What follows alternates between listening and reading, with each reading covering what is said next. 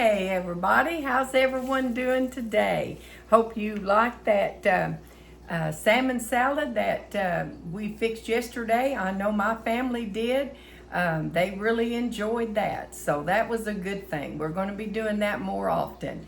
And today I'm going to make a pie crust with mayonnaise. We're going to try that and see how that turns out. So the first thing I want to do is I want to grease my pan. So we'll get that started. Since I can't use, spray to do my pan, then I'm just going to put a little of the vegetable oil that's green on his fig app. And we're going to try that and see if that will help since we can't use the spray. And we've used this for other stuff, so I think it should be okay. He's wanting a lemon pie is what he's wanting. So we're going to try a pie crust and see if we can get that to turn out and go from there. So there's our pan and that is done. I think I will put a little bit of flour and dust it around just about like you would old-timey way instead of having the other, spray like the flour spray that I used to use. We've got 2.5 cups of the Kirkland flour that is safe for him to use. Doesn't seem to bother him. I haven't found any other. And we're going to put in that 2.5 cups of that flour. And I always like to sift everything. I don't know, I was just taught that way from my grandmother. She always sifted everything. She had one of those big bins that set on like a cabinet in her kitchen with 50-pound bags of flour, and underneath it was a sifter.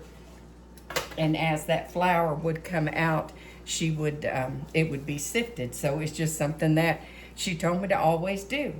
So there's 2.5 cups of that flour, and we want 1/2 teaspoon, and I'm going to put this monk fruit. That's the alternative, so we do that. And then that's 1/2 tablespoon.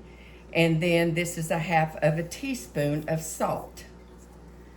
And then I'm going to use, it calls for 1 cup of butter. And since I can't do butter, then I'm going to use that homemade mayonnaise that we made the other day. So we're going to put that in, and that calls for 1 cup of that.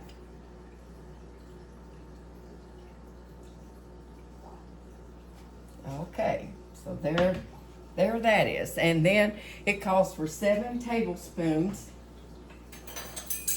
of cold water. And let me get my tablespoon here. Okay, so here is 1, 2, 3, 4, 5, 6, and 7. Alrighty. Now, we just mix all of that up. And it should form a dough ball that we are going to roll out and make our pie crust with. Okay, we got this all together. We'll see how this works.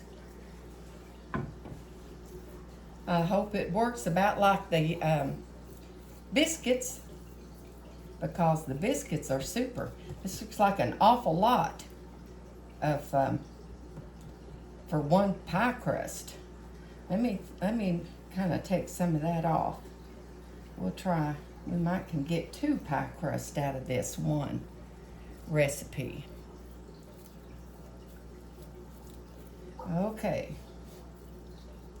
Be good to just go ahead and put this in the pan and press it out.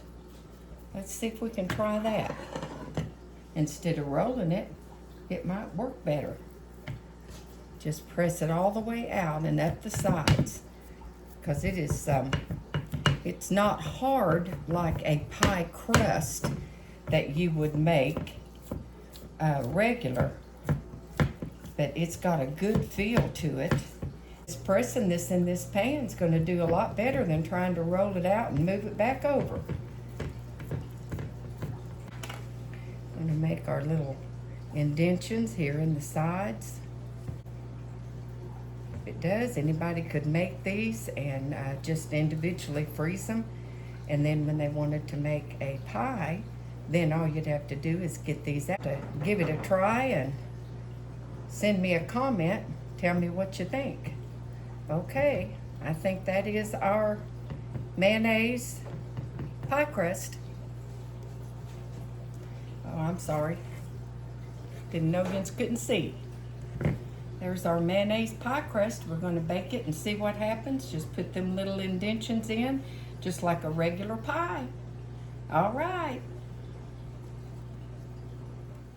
I had enough dough that I am going to do a couple of these little tiny ones. And then he can take his big lemon pie home and I can have one of these little individual ones, because I won't eat all of that. We'll see how this turns out. This will make a nice sweet treat for your Gal loved one, because this is Gal friendly. Everything in it is something that they can eat. Of course, if your Gal person can have regular bread or regular mayonnaise and you know, if it doesn't bother them, you could do this with butter. It's just, mine can't do that. Okay, I've got these two little ones done, and I am going to poke the bottom and the sides full of holes. That way they can breathe on all of them. That way they don't puff up and make one great old big bubble.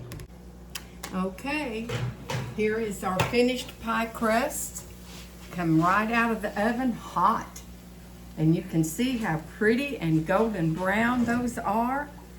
Just look at that, isn't that beautiful? And they look so good, so you can put anything you want in this. You can put canned pie filling, or you can make your own. Or like I said, let them cool and freeze them, and you've got automatic pie shells ready. Gal friendly.